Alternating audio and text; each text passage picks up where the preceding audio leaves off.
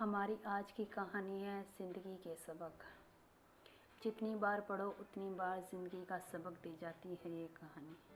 तो चलिए शुरू करते हैं इस कहानी को। जीवन के 20 साल हवा की तरह उड़ गए। फिर शुरू हुई नौकरी की खोज।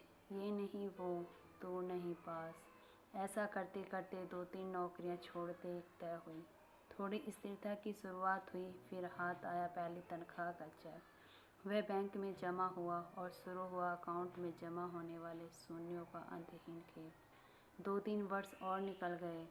बैंक में थोड़े और शून्य बढ़ गए। उम्र 25 हो गई और फिर विवाह हो गया। जीवन की राम कहानी शुरू हो गई। शुरू के 2 साल नर्म गुलाबी रसीले सपनीले गुजरे। हाथों में हाथ डालकर घूमना फिरना, रंग बिरंगे सपने।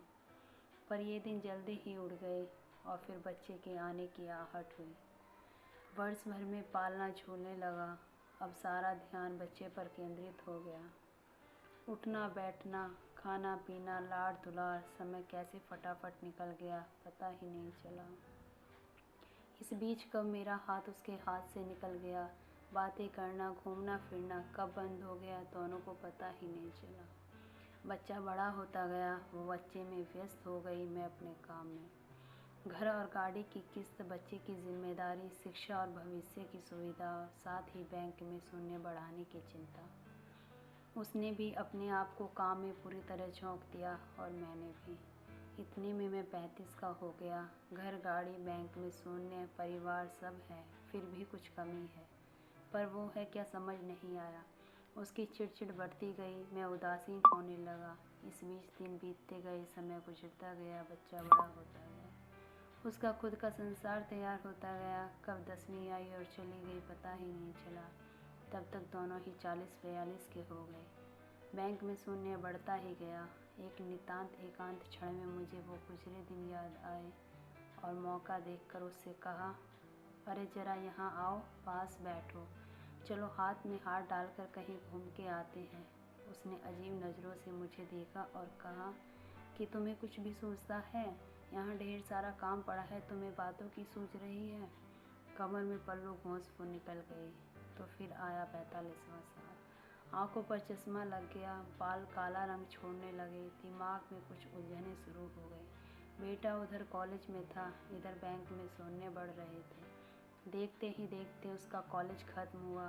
वह अपने पैरों पर खड़ा हो गया। उसके पंख फूटे और उड़ गया परदेश। उसके बालों का काला रंग भी उड़ने लगा, कभी कभी दिमाग साथ छोड़ने लगा।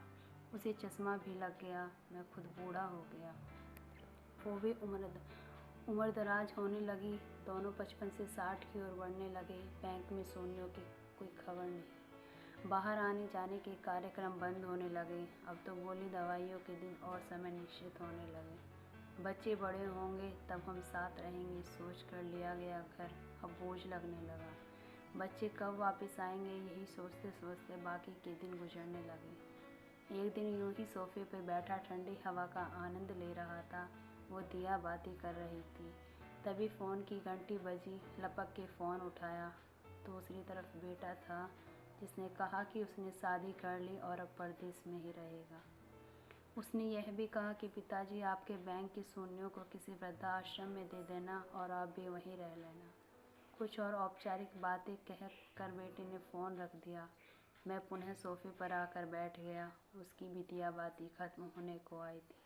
मैंने उसे आवाज़ दी, चलो आज हाथों में हाथ लेके बातें